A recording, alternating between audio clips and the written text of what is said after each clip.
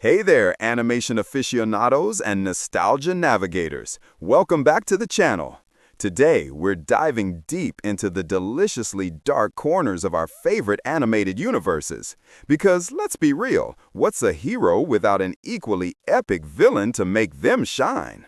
We all grew up with them, the iconic baddies who fueled our nightmares, gave us catchy tunes, and sometimes, let's admit it, were cooler than the good guys. And today, we're putting them to the ultimate test. It's a grand showdown, Disney's classic evils facing off against DreamWorks' dynamic disruptors and Pixar's psychologically perplexing antagonists. We're going to compare and contrast the most prominent villains from each studio, focusing on what drives them, how iconic they are, and their sheer villainy factor.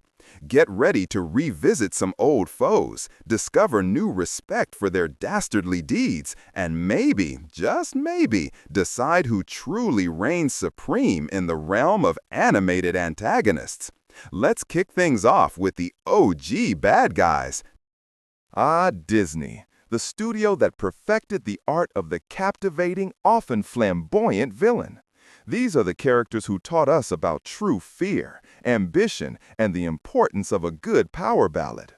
First up, the mistress of all evil herself, Maleficent from Sleeping Beauty. Just look at her, that elegant Gothic design, those horns, that pet raven. Her primary motivation, being petty. Seriously, she wasn't invited to a party and she cursed a baby to die. Talk about taking rejection personally.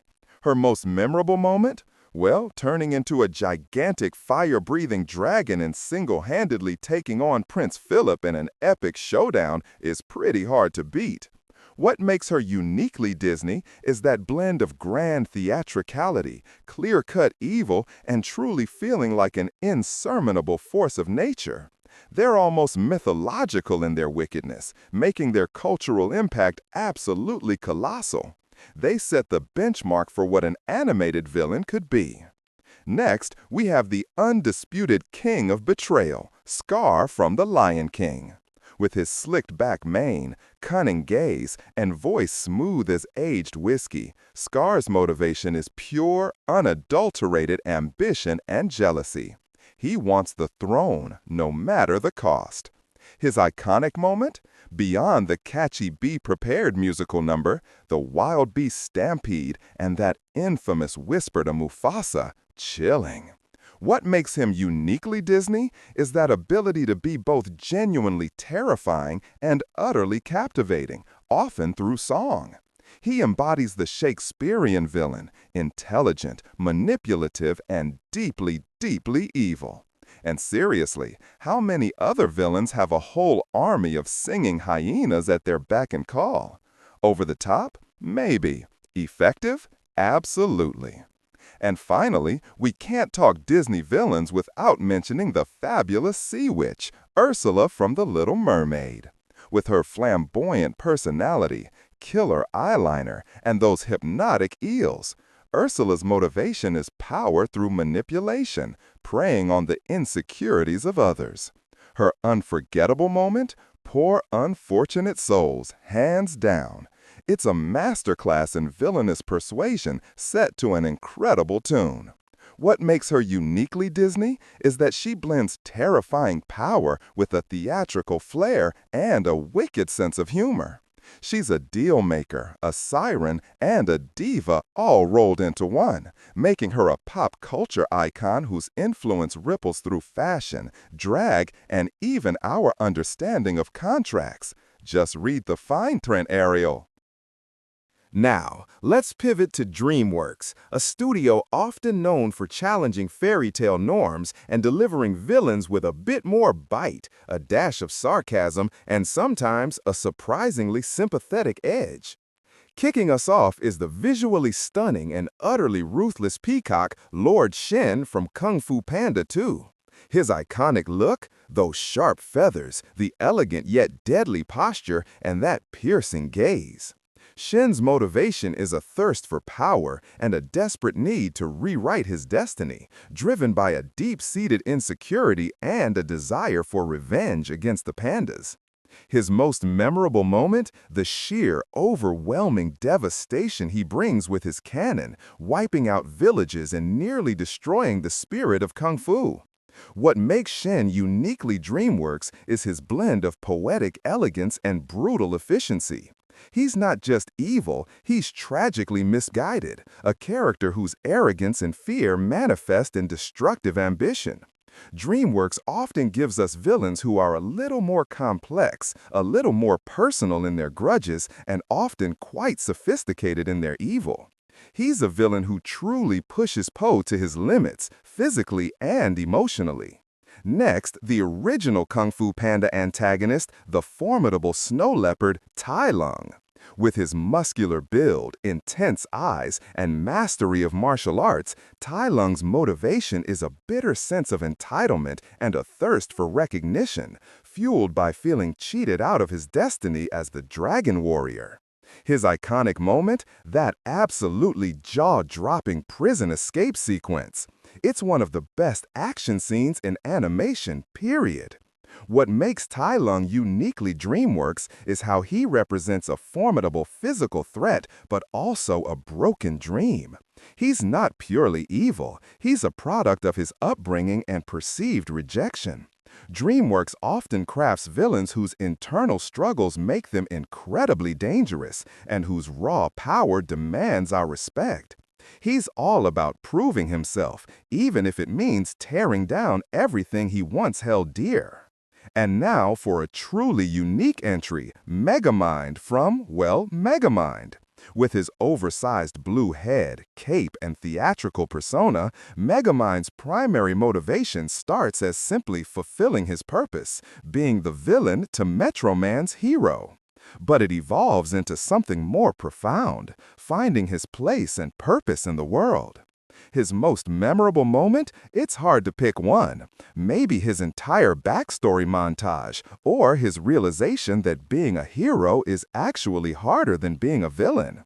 What makes Megamind a quintessential DreamWorks villain, who eventually becomes a hero, is the studio's willingness to subvert tropes. He's witty, charming, and his evil is often more about theatricality and boredom than true malice. DreamWorks often delights in giving us characters who are more morally gray, or who evolve beyond their initial labels. He's proof that sometimes the villain is just a hero in need of a good narrative arc.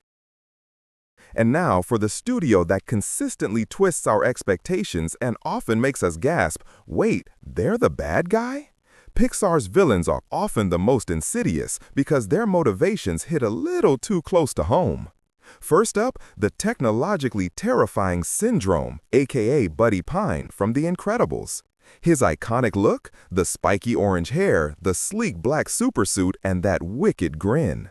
Syndrome's motivation is born from bitter rejection and a desire for revenge against those who he felt scorned him, primarily Mr. Incredible, and a warped vision of making everyone super so no one will be special.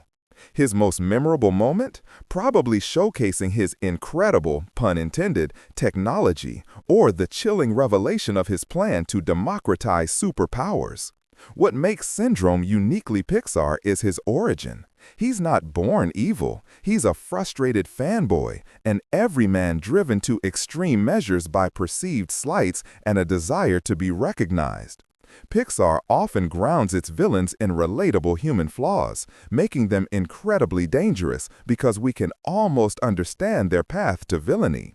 He's a stark reminder that unchecked ego and resentment can turn even the most innocent admirer into a terrifying foe.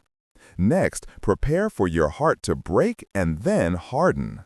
Lotso Huggin' Bear, or Lotso, from Toy Story 3. He looks like a sweet, cuddly, strawberry-scented teddy bear, but his primary motivation is a profound sense of abandonment and betrayal, leading to a tyrannical desire to control and prevent any other toy from experiencing the same pain. His iconic moment? The reveal of his heartbreaking backstory, swiftly followed by his utterly callous abandonment of Woody and the gang in the incinerator. That heel turn. What makes Lotso pure Pixar genius is that he's a villain whose origin story is so sympathetic, but his actions are so truly monstrous that it creates a powerful emotional conflict. Pixar excels at giving us villains who exploit trust and appear harmless, only to reveal a deeply twisted core born from personal trauma. He's arguably one of the most effective because he teaches us that evil can hide behind the cutest, most comforting exterior. Never judge a book by its fluffy cover. And finally, the charming, charismatic, and utterly despicable Ernesto de la Cruz from Coco. With his dazzling smile, iconic guitar, and famous motto, "Seize your moment," Ernesto's motivation is an insatiable hunger for fame and legacy, regardless of who he has to betray or murder to achieve it. His most memorable moment? The sickening realization that he poisoned Hector and the casual way he attempts to do the same to Miguel. Talk about a cold-blooded celebrity. What makes Ernesto a perfect Pixar villain is that he plays on our admiration for success and hides true malevolence behind a dazzling facade. He embodies the dark side of ambition and proves that the biggest monsters aren't always those who look the part, but those who betray the ones closest to them for personal gain. He's a villain who truly represents the insidious nature of celebrity. Disney gives us the grand, theatrical, classic evil. Maleficent, Scar, Ursula, they're larger than life, often driven by clear-cut, almost archetypal desires like power, revenge, or jealousy.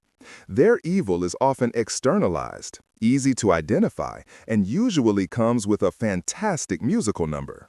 They define villainy as a spectacle. Then we have DreamWorks, offering the witty, often subversive, and subtly complex villains.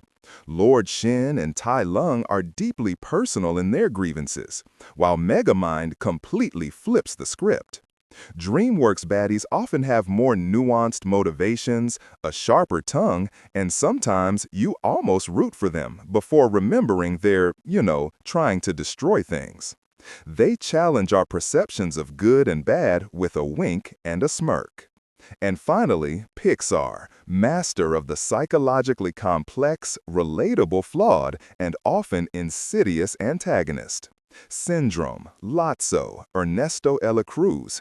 Their evil stems from deeply human insecurities, abandonment, and ambition. They don't always look like villains, but their actions are often the most chilling because they tap into our own fears and experiences. Pixar makes villainy feel eerily real. Each studio's approach perfectly reflects its storytelling philosophy. Disney embraces epic good versus evil. DreamWorks loves to twist expectations and explore dynamic character arcs. Pixar delves into the human and toy and monster and bear condition, showing us the darkness that can emerge from within. If you enjoyed this journey through villainy, please smash that like button, subscribe for more animated adventures, and hit the notification bell so you don't miss our next video. Thanks for watching, and I'll catch you in the next one.